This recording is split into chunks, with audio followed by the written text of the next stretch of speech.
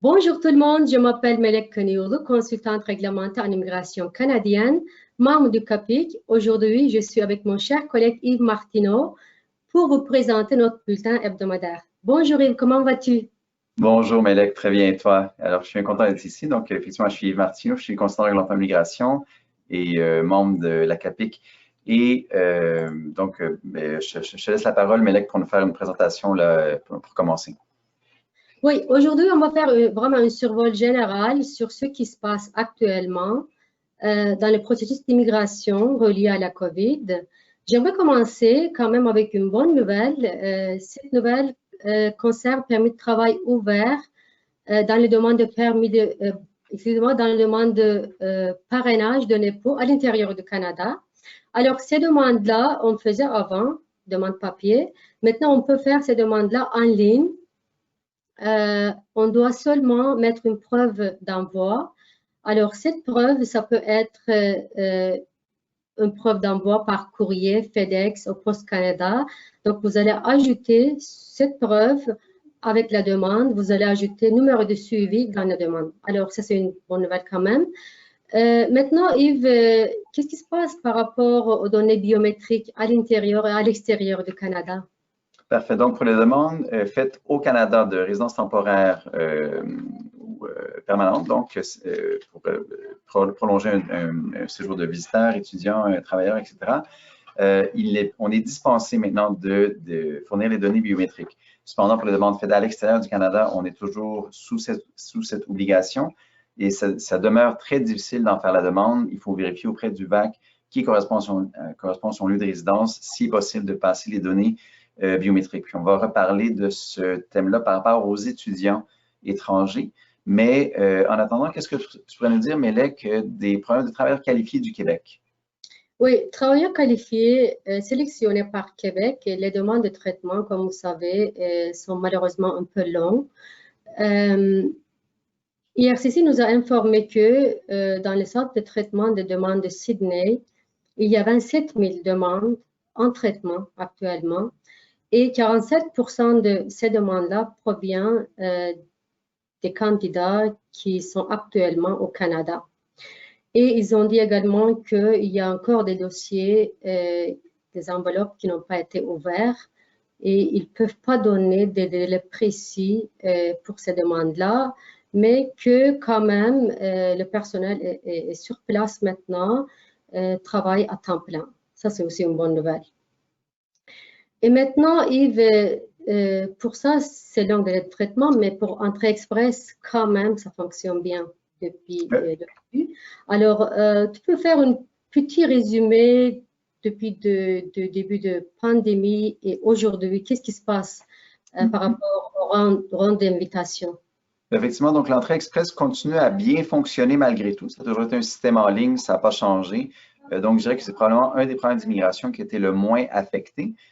Donc, depuis la pandémie, donc en fait, avant la pandémie, la plupart des rondes d'invitation étaient pour les candidats et candidates de tous les programmes, donc de travailleurs qualifiés, donc de programmes d'expérience canadienne, de programmes de travailleurs qualifiés et des métiers spécialisés. Donc, depuis la pandémie, eh bien, seules les personnes, à quelques exceptions près qu'on va voir, donc seules les personnes qui se qualifiaient sur le programme de l'expérience canadienne, donc qui avaient au moins une année d'expérience de travail qualifiée au Canada, ou les programmes qui avaient les personnes qui avaient une désignation du programme d'une province pouvaient recevoir une invitation. Il y a eu des exceptions à ça. Donc, le 5 août et le 8 juillet dernier, il y a eu des rondes d'invitation, respectivement, pour des pointages de 476 plus ou 478 et plus. Donc, on se rapproche des pointages qu'il y avait avant la pandémie, qui oscillaient toujours autour de 470, 472. Donc, pour les personnes au Canada, avec de l'expérience canadienne, donc d'au moins une année, ça a été une bonne nouvelle, la pandémie, parce que ça a permis à des personnes qui avaient un pointage fort honorable, mais trop bas, dans les 430, 440, de quand même pouvoir avoir une chance. Le dernier pointage pour le programme de l'expérience canadienne a été de 445 points le 23 juillet dernier. Et pour le programme des métiers spécialisés, le pointage minimum a quand même été assez élevé de 415 le 6 août dernier. Et là, la toute dernière ronde d'invitation qu'on a eue, c'était le 19 août, donc pour un programme, pour des candidats donc désignés par un programme d'une province. Et sinon, oui, qu'est-ce que tu pourrais nous dire, Mélec, sur la nécessité de la signature originale sur les formulaires? Oui, alors pour ça aussi, on a aussi de bonnes nouvelles. IRCC nous a informé encore que les signatures originales ne sont pas nécessaires parce qu'ils savent très bien que c'est difficile d'obtenir, par exemple, une demande de parrainage. Il faut envoyer par la poste. Enfin, même si vous pouvez envoyer par courriel, vous devez, le client, vous devez retourner par la poste ensuite. Et ça prend beaucoup de temps dans les conditions d'aujourd'hui reliées à la COVID-19. Donc, les demandes de parrainage, renouvellement de carte de résident permanente, citoyenneté, pour une demande de preuve de citoyenneté et autres demandes de résident permanent, vous pouvez envoyer vos demandes avec la signature numérisée. Mais quand même, ils ont dit qu'il faut aller voir dans le guide s'il y a une précision par rapport à un formulaire qu'on demande absolument la signature originale. Ça, il faut envoyer l'original. Mais en général, par exemple, quand on a parlé de demande de parrainage, ils ont dit ça va, il n'y a pas de problème. Maintenant, Yves, les étudiants internationaux, il y a des nouveautés par rapport au permis d'études et ensuite permis de travail post-diplôme. Tu peux faire un petit survol sur ce qui se passe aux étudiants internes. Effectivement, donc pour les permis d'études, pour les demandes de permis d'études présentées à l'étranger, il y a maintenant une acceptation en 2 étapes. Donc, surtout pour les candidats qui n'ont pas pu, à cause de la COVID, faire leur biométrie ou bien passer l'examen médical ou, dans certains cas, avoir le certificat de police, mais qui autrement seraient admissibles pour le permis d'études. Donc, il y a une approbation en principe du permis d'études. Donc, il y a un courriel, une lettre en PDF dans le système en ligne du candidat, de la candidate, qui confirme que l'étudiant peut commencer ses cours en ligne depuis l'extérieur du Canada. Et le fait de commencer les études avec cette approbation de première étape, disons, fera en sorte que l'étudiant pourra faire sa demande de permis de travail post-diplôme si elle peut éventuellement venir au Canada et étudier au moins la moitié de son programme au Canada. Donc, ça, c'est une bonne nouvelle. La deuxième étape de l'acceptation sera lorsque la demande pourra être complétée avec la biométrie, l'examen médical, lorsque c'est requis. Et là, c'est encore incertain quand ça pourra avoir lieu. Et sinon aussi, il y avait une imprécision par rapport à la durée du permis de travail post-diplôme pour les étudiants qui avaient étudié un DEP suivi d'une ASP. C'est-à-dire que depuis fort longtemps, IRCC mentionne que si on a étudié 2 diplômes d'une année, alors on peut, à l'intérieur de 2 ans, on peut faire une demande de permis de travail post-diplôme qui sera valide pour 3 ans. Et ce que disait le site web d'IRCC était que si on complétait un DEP avec une ASP, on pouvait également avoir un permis de travail post-diplôme de 3 ans à condition que chaque diplôme réponde aux conditions du permis de travail post-diplôme, c'est-à-dire qu'il compte au moins 900 heures. Cependant, dans la pratique, on se rendait compte que très souvent, des personnes qui avaient étudié un DEP suivi d'une ASP et que l'ASP comptait moins de 900 heures, on est d'accord que c'est la majorité des cas sont ainsi, la plupart des DEP sont de plus de 900 heures, de 900 heures ou plus, et la majorité des ASP sont de moins de 900 heures.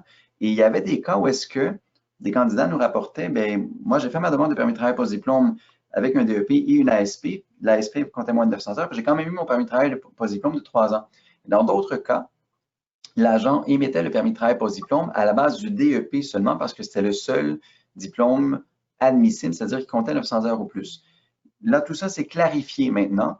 C'est-à-dire que si un DEP est suivi d'une ASP, le permis de travail post-diplôme sera de 3 ans à condition que dans la demande, on accompagne le DEP et l'ASP.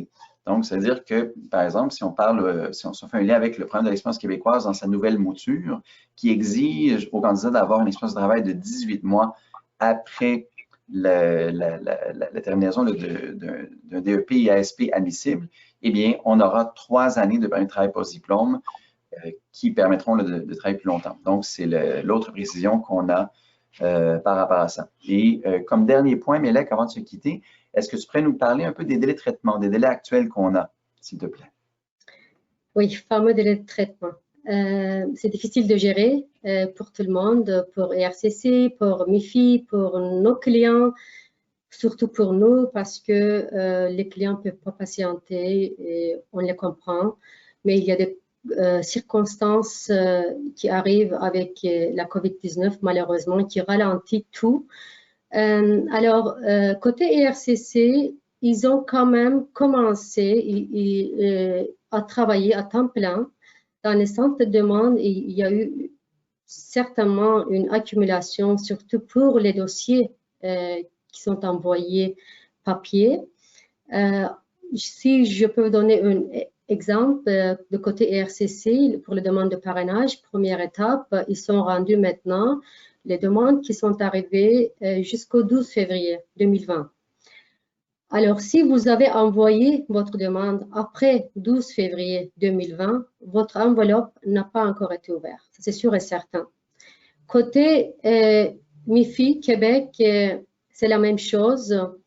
Ils ont justement très récemment commencé à travailler à temps plein pour les dossiers qui sont envoyés en papier.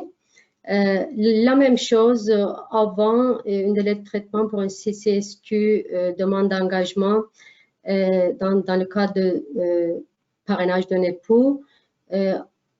Ça prenait environ 3-4 mois après que MIFI retire de l'argent de carte de crédit. Et maintenant, ils ont dit que ça va durer quelques semaines, ce qu'ils ont indiqué dans leur lettre récemment que j'ai reçu pour un client. Alors, délai de traitement, à date, ils sont longs, mais sachez que les deux côtés d'immigration, Québec et Canada, maintenant, le personnel est sur place et travaille à temps plein. Ça, c'est une bonne nouvelle aussi. Avant de quitter, Neil, est-ce que tu aimerais dire quelque chose, partager quelque chose? Ben non, juste un grand merci à toutes et à toutes pour avoir été avec nous. Puis, comme veut l'adage maintenant, mais tout va bien aller. Bonne chance et bon courage à tout le monde et à vos clients aussi, et clientes. Au revoir. Merci beaucoup, Yves. Alors, nous, on va continuer à faire nos bulletins hebdomadaires sur notre chaîne YouTube myconsultant.ca. Donc, s'il vous plaît, n'oubliez pas de vous abonner si vous n'êtes pas encore abonné, parce qu'on nous donne, on vous donne des nouvelles vraiment intéressantes chaque semaine. On vous souhaite une très, très belle journée. Bonne journée à tous. Au revoir. Au revoir.